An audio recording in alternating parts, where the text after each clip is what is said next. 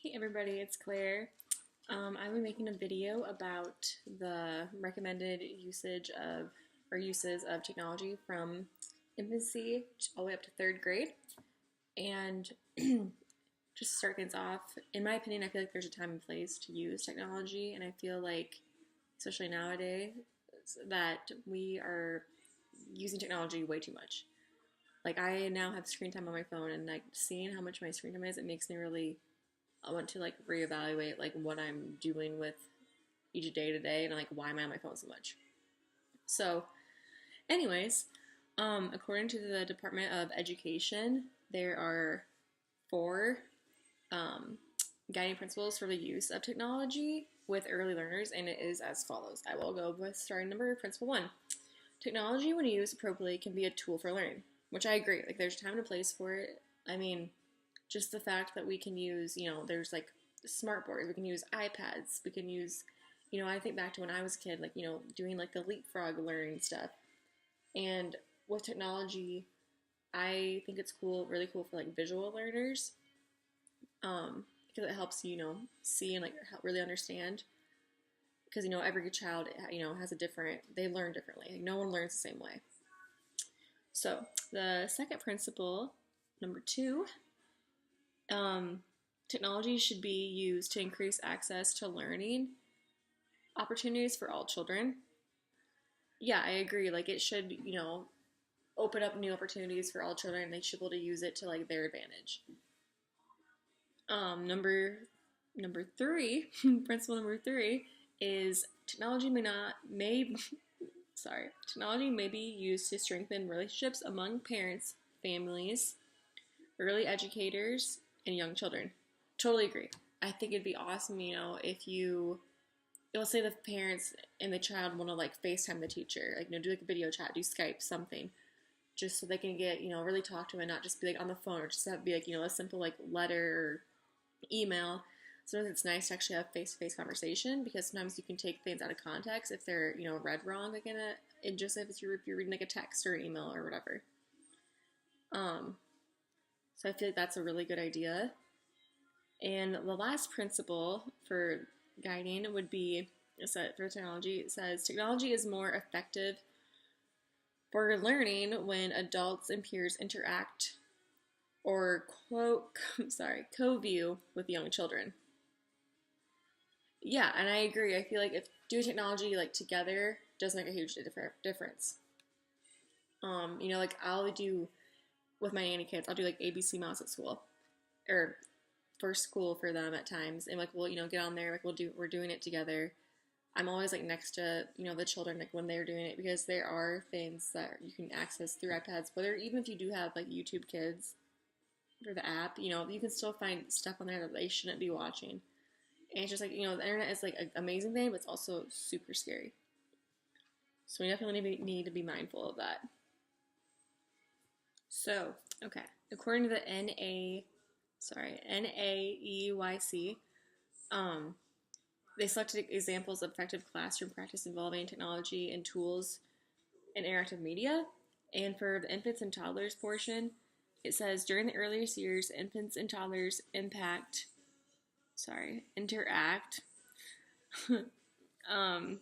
primarily with people, and that their interactions should be, like usually it's like toys, and in the context of human interaction as well.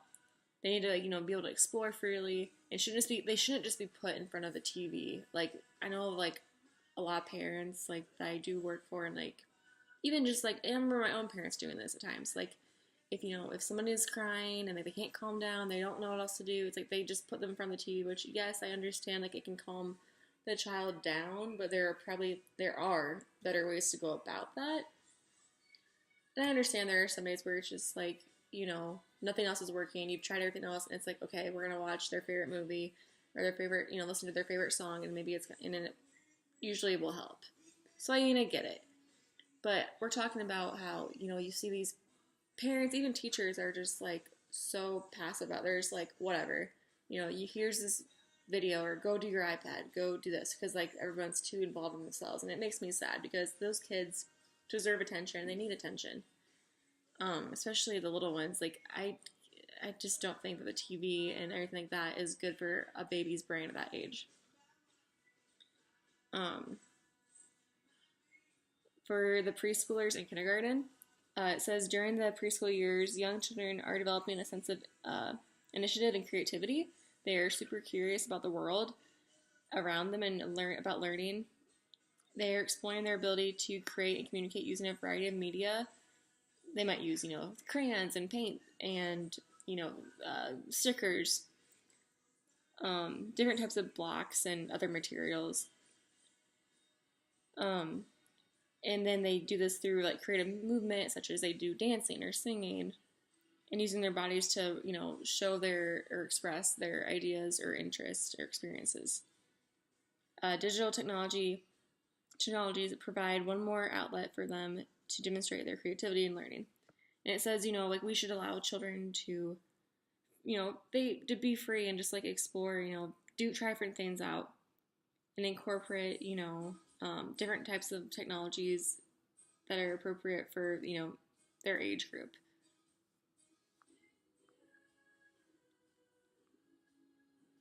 For the third, for kindergarten through third grade, these are the years that children are starting to use the tools of this to, in society, such as they're using more like using touch screens, and whether it's an iPhone or iPad, different tablets. And these are tools that older children or adults are using in their work and home life. And they can be, used to an advantage, but also, again, there are a lot of negative factors with it. So while researching this topic of technology going from, infancy to third grade and like the usage of it, I found a really interesting article titled 10 reasons, okay, why handheld devices should be banned for children under the age of 12. And this is from Chris Rowan, who is a pediatric occupational therapist, biologist, speaker, and author.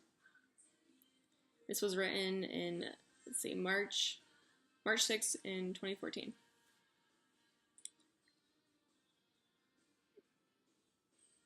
It says, the American Academy of Pediatrics and the Canadian Society of Pediatrics state infants aged from 0 to 2 years old should have zero, if not any, exposure to technology. So that right there is just like, okay, that's just okay. All right, got it. So why are we even letting kids be with technology at that age? Because it is happening. And then it says 3 to 5-year-olds should be restricted to 1 hour a day. Okay? I know so many kids that are like on it for like probably 5 hours a day. I'm not kidding. It's just like, stresses me out. And then 6 to 18-year-olds should be restricted to 2 hours per day. To be honest, like if any child, any person I've babysat or know, even myself, when I first got a cell phone when I was 14, I don't know how much I spent on it back then because it was a flip phone, but nowadays, we're on it a lot. But it's like, I know so many kids are just on it, and it makes me sad. It's like, I want to see actual like human interaction, not just be like a screen between us.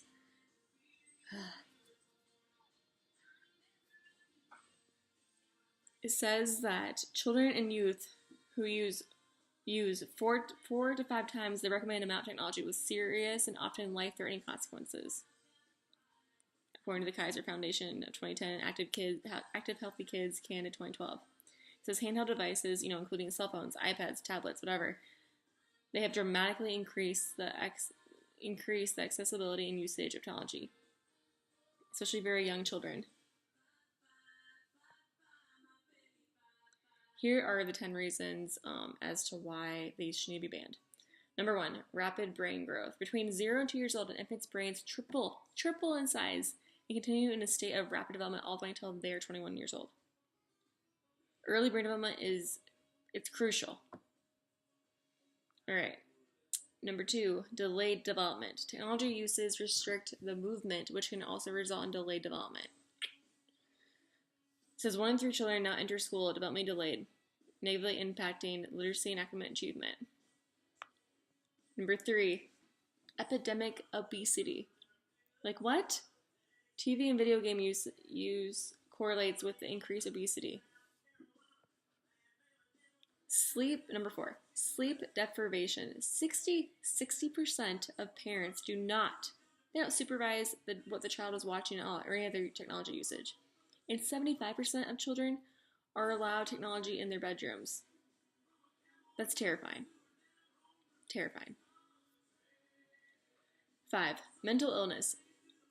It says technology overuse is implicated as a causal factor in the rising rates of child depression, anxiety, attachment disorder, attention deficit, autism, bipolar disorder, psychosis, and other problematic childhood behavior. 6, aggression. Violent media content can cause child aggression, such as, games like Grand Theft Auto, I'm trying to think, Call of Duty.